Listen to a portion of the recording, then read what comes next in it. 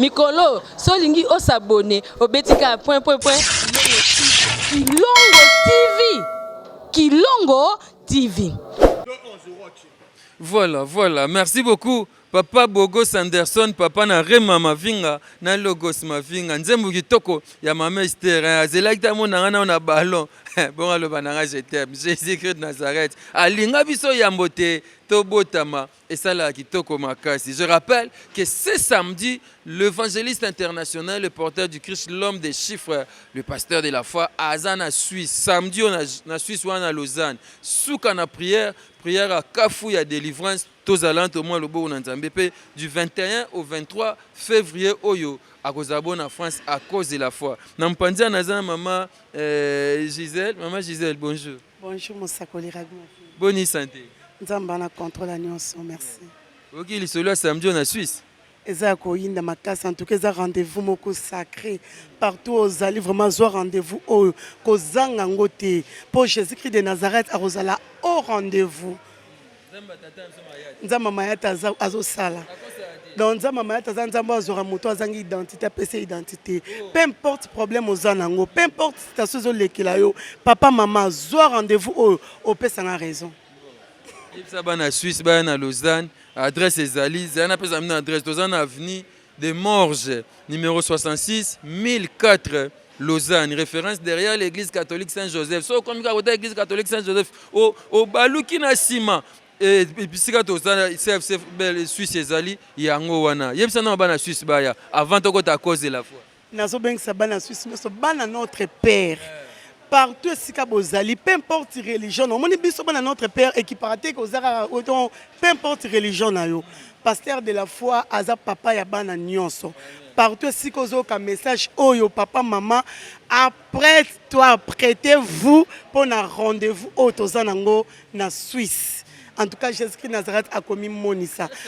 Et ça, samedi, l'autre, ça déjà mercredi par Arabi. Donc, samedi, les 15 heures. Donc, jour J, ceux qui moins 4. Donc, les 15 cas, bon, ça prétend en tout cas. Bon, ça l'a ébélé. Pasteur de la foi a se disposé à que vraiment qu'on a pas nabino. Donc, Yesu Massi à Nazareth, à cause de le rendez-vous, à cause de ça là. Bon, la monnaie à Jésus-Christ de Nazareth. Maman Gisèle Leza, la prière de la foi sauve. Le sambo moto kondima et biki saka. Nazo batezan batum soupe bazan maladie, muso azan AVC, muso azan na problème à makolo, muso problème à mutu. Est-ce que le sambo ne biki sa batunios? Papa Rabi, peu importe sa maladie, au mutuna swazanango. Jésus-Christ Nazareth incapable de zaïe. C'est impossible de présenter maman ya tate. Maman ya tazanzambo asala makamuna moment opportun. Azanzambe oyo. Donc, il n'y a peut-être au Kokantenanan. Jésus-Christ Nazareth est capable de tout. Bien aimé, peu importe maladie aux anango. Ngana zo asiro nzamba mayata azanzamba solo pe abomo. Yakana bokonono, yakana maladie nao. Mais loko moko ko boss na te kondima. Papa Rabi, soko yena kondima.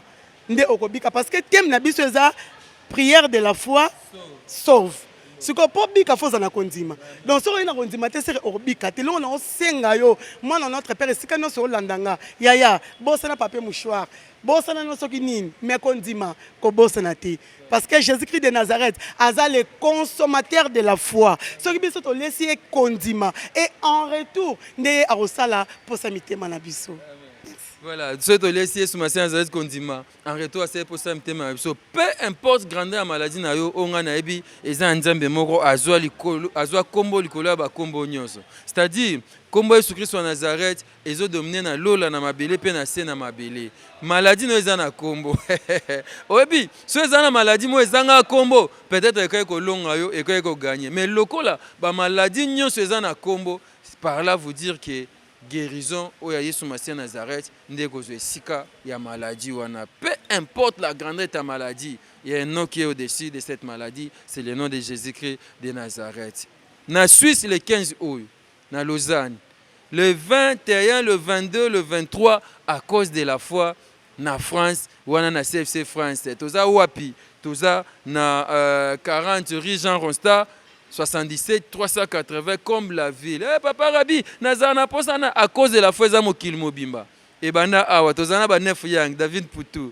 wana fikin toye wana pam pam toke fikin 3 fois toye terrain Bouddha toke ti toke parler du peuple année oyo n'était tozala wapi nde Yesu Masiya nazaleta osunga biso peut-être un échangeur peut-être on a parlé du peuple ou bien pe toke ka na stade ndenge tolobaki ekozala malamu mingi ma Gisèle à cause de la foi na France. À cause de la foi, à cause de la foi, à cause de la foi. Ayez les sous-sous. Et c'est le mot et yarakambala moko na mbula. Donc à cause de la foi, Bartimée à Monaki. À cause de la foi, femme a perte de sang à Zoaki Lobiko. À cause de la foi, on est Monaki Anne à Zoaki Samuel. Papa Rabi, Anne Sozaki na kondimatal nga ozwa Samuel te. Parce que ça va dire que le temple malobesili a commis kobeta munona sacrificateur. A lingi a humilié pour Azaki na souffrance. Mais nza matala ki kondima Anne, nda salaki apese Samuel.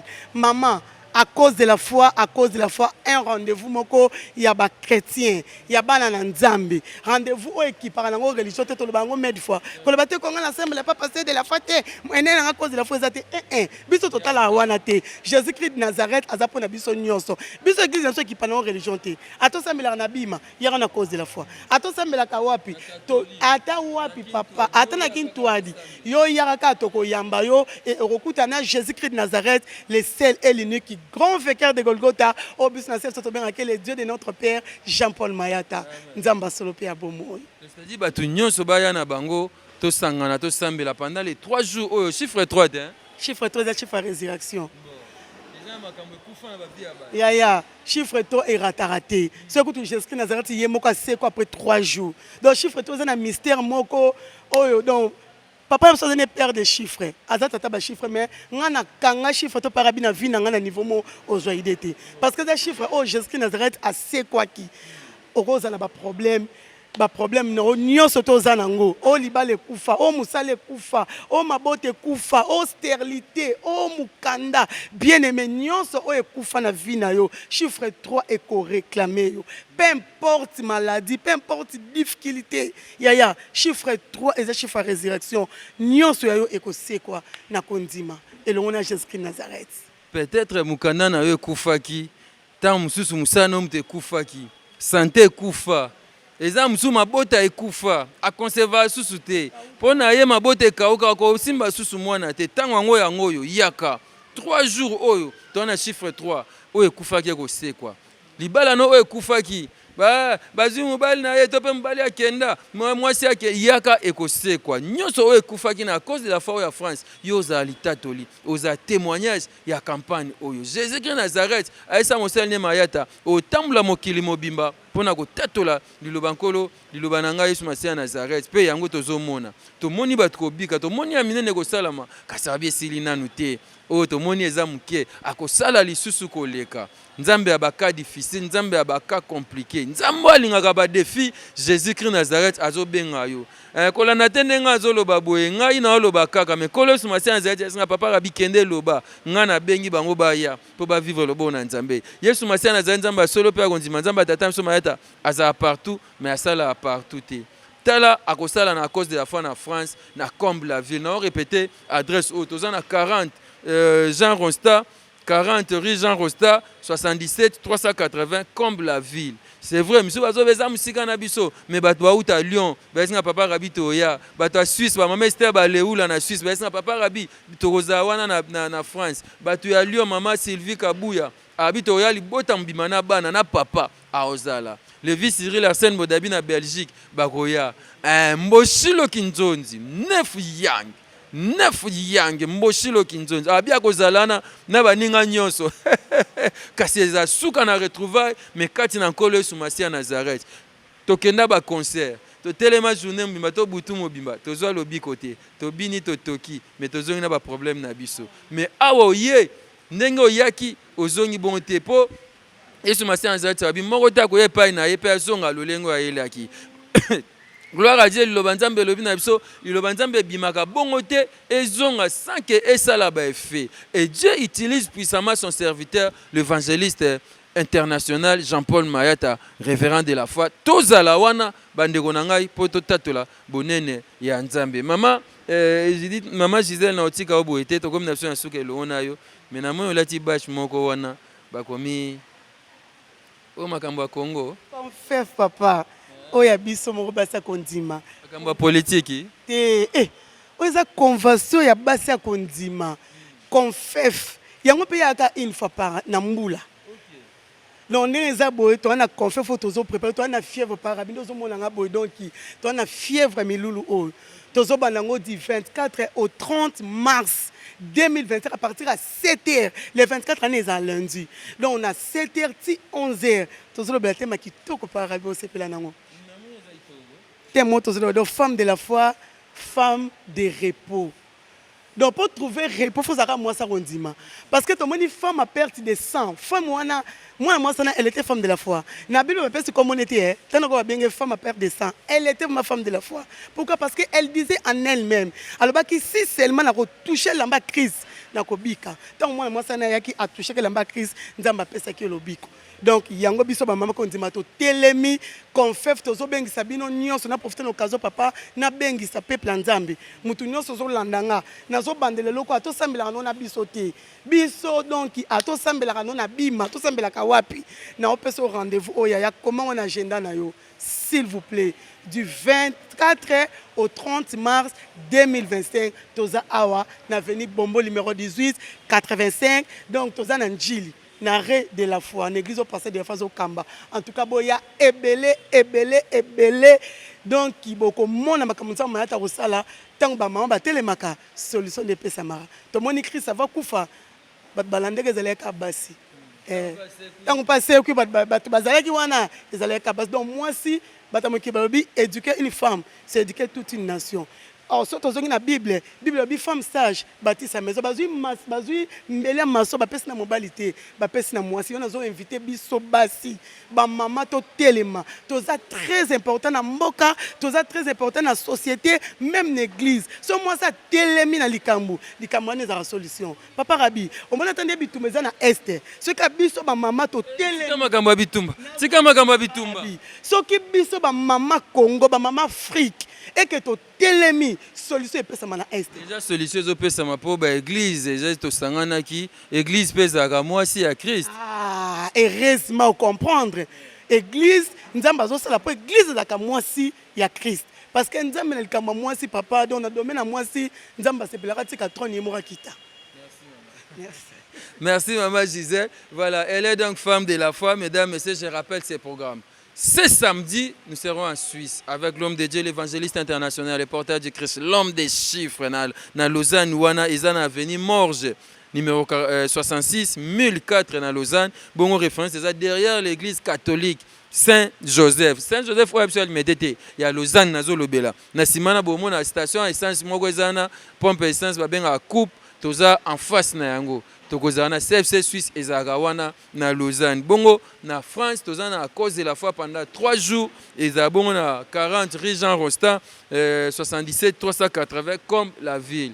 Tozana suna Ivry-sur-Seine to commandé awa 40 rue Jean Rostand 77 380 comme la ville. Wana et c'est à cause de la foi et kozala cette fois-ci kozanga te ozana France anga iboy te papa rabia bengi yaka. Venez à moi vous tous qui êtes fatigués chargés, je vous donnerai du repos. Tozana ane atan, temps ya repos, temps ya achèvement, paye accomplissement. Yaka au mona bilaka no kokisama, au mona mitungisa mitobe ba mavwanga oya ba ane passé ko s'achever ko sila.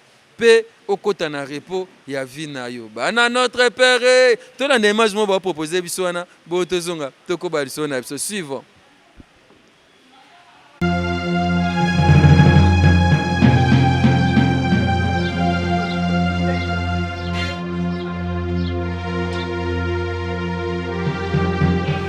Maman, oh vous ne faites que hein?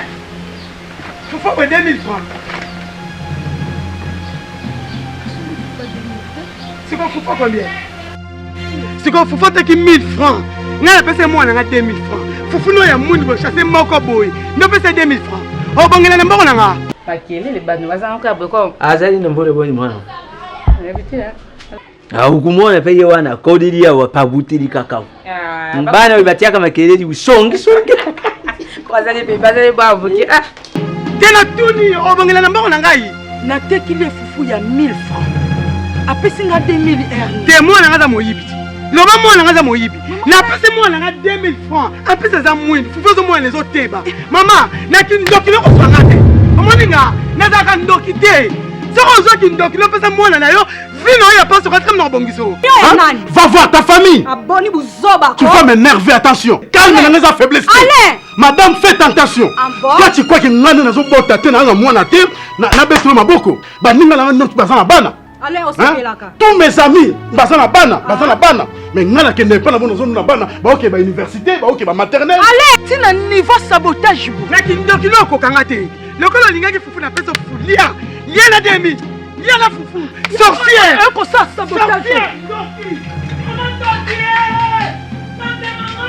OK ba. Allez, moi so te me bimi mo sa ka laisse ka so ba jemi la ngai. On a ça na kata nzoto. Na mi kata nzoto na mitie ba gilet, makile tangi pour na ba ke. Allez, tout ça. Allez, réponse au pesa nga ya ngwana. Réponse au pesa nga ya ngwana allez. Ouais, bi ma douleur ninga. Ma douleur ninga.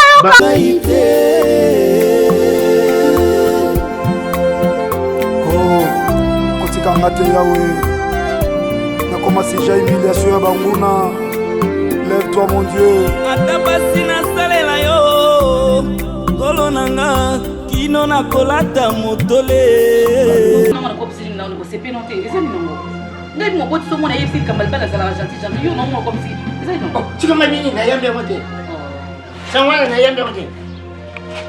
Kana fanya teni. Di bala ho karabu. Moi ça fanya. Moi mbaya fanya moi ça telemi. Pardon. Nazumo bali. Moi na laga kiote. Mais batani oso les destinations ni pièces les gars c'est dans l'ambert de l'os. Ba boli ati. Ba système on landa on a fait ça musala benga na kokango. Abona. Oh ngana osa les accords ya musala te. Les accords nazo mo transport nazo la cop. Yo c'est pas ça mbongo te. Mbongo tongela onda. Ozoma ndako na mbongo. Soko na économie au salon. C'est juste soutenir petit nanga moi syllabus moi nini. Aka c'est moi loko lia na ndako. C'est ton cas, Richie. Tu vois, Digital est venu après toi. Je sais que tu travailles bien. Côté travail, je n'ai rien à te dire. Digital est venu après. Quand il est venu, il était célibataire. Mais après, je crois, quelque temps, il s'est marié. Et c'est pourquoi je lui ai demandé comment ça va à la maison. Mais toi, Richie, ça fait des années. Tu travailles. Je ne dirais pas que tu gagnes beaucoup, mais avec ce que tu gagnes, tu peux te marier. On sort seulement déçu. Quand on a beaucoup discuté, beaucoup soigné, peine beaucoup bouddha. Et je ne sais pas pourquoi. Dis-moi un peu, maman. Est-ce que tonton Alain a vraiment papa les dinangai? Parmi vos conseils que vous m'avez prodigués, vous m'avez une fois dit que la vie en soi, c'est un choix. Si vous choisissez bien, rassurez-vous que la suite de votre vie sera heureuse.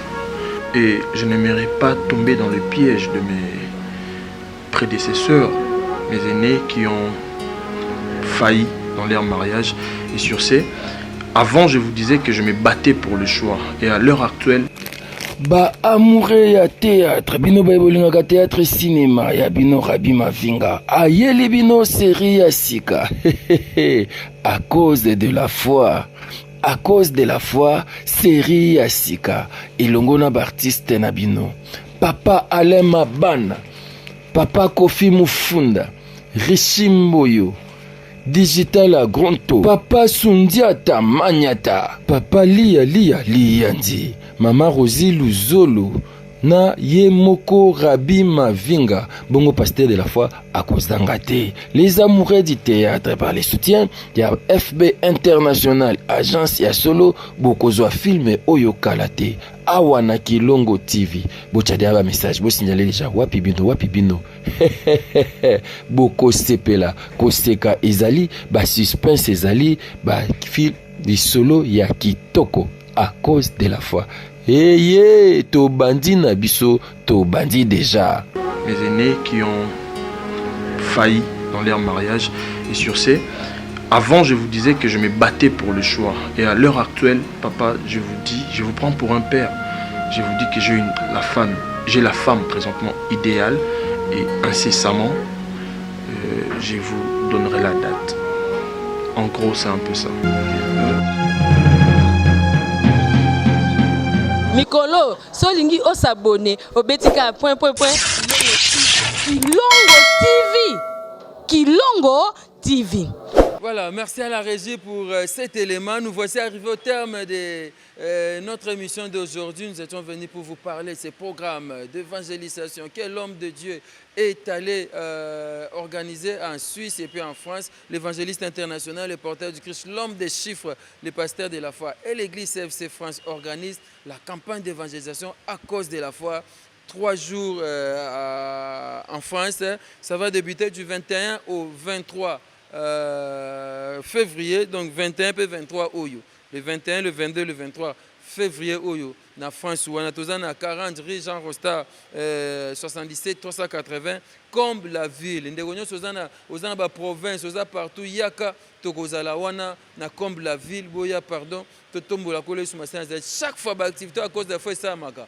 Nesibino, Yesu Masian Zati Yesipso a kosala ya mingi à travers son serviteur. Tomoni o asali, nzokanda lobi silnante, azoko ba kosala lisusu koleka. Je vous invite, ne ratez pas cette opportunité, ne ratez pas cette occasion. Cette prière va délivrer des gens et beaucoup seront bénis. Vous verrez le miracle, vous verrez la main de l'Éternel, notre Dieu, le Dieu de mon Père, Mayata, Jésus-Christ de Nazareth. Je rappelle, 40 rue Jean Rosta, 77 380 comme la ville. En Suisse, c'est pour ce samedi.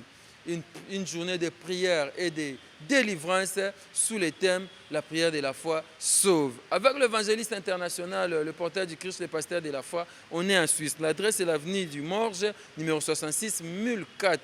Une référence derrière l'église catholique Saint-Joseph, en face de la station Essence Groupe. Donc nous serons là pour la gloire de Jésus-Christ Nazareth. Venez très nombreux.